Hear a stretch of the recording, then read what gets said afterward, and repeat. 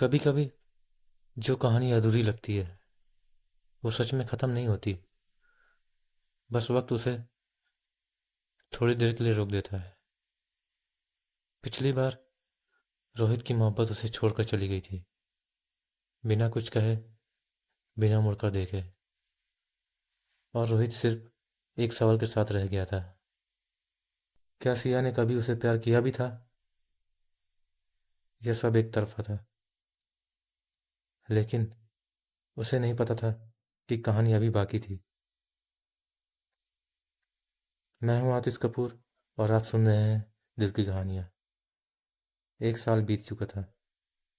रोहित अब भी रोज platform number 3 पर जाता था। अब उसने वेट करना छोड़ दिया था। बस आदत सी हो गई थी वहां बैठने की। एक शाम जब वह प्लेटफॉर्म पर अकेला बैठा था, तभी पीछे से एक आवाज आई, रोहित।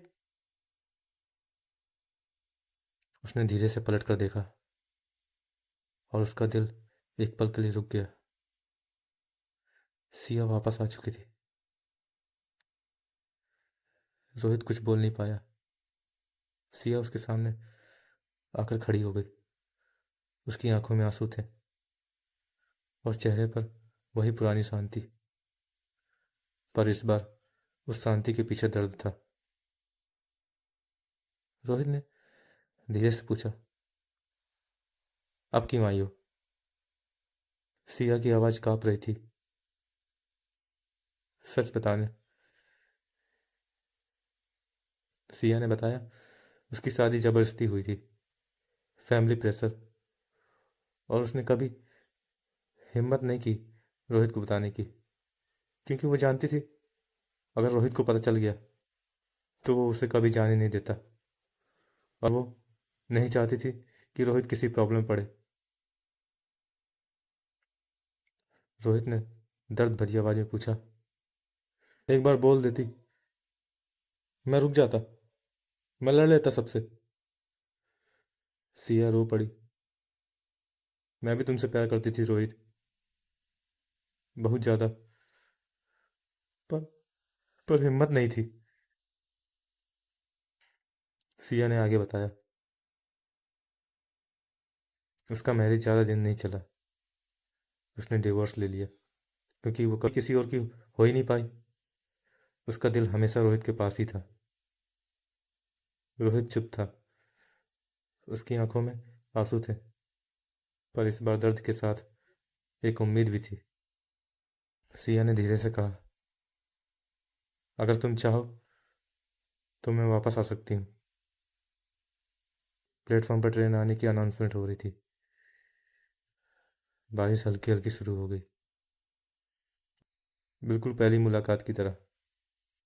रोहित ने कुछ सेकंड तक सिया को देखा,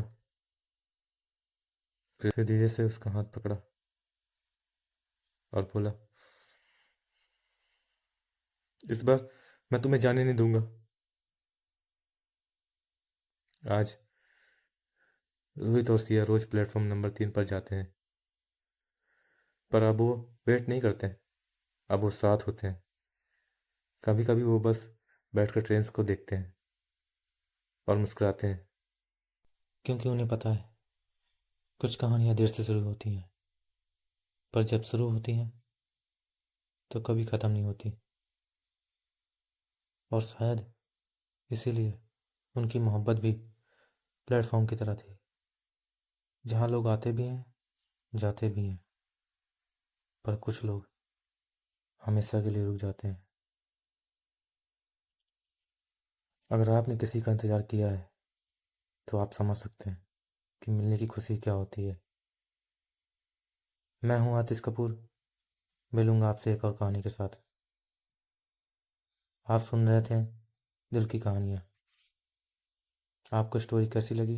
कमेंट सेक्शन पर लिख कर ज़रूर बताएं।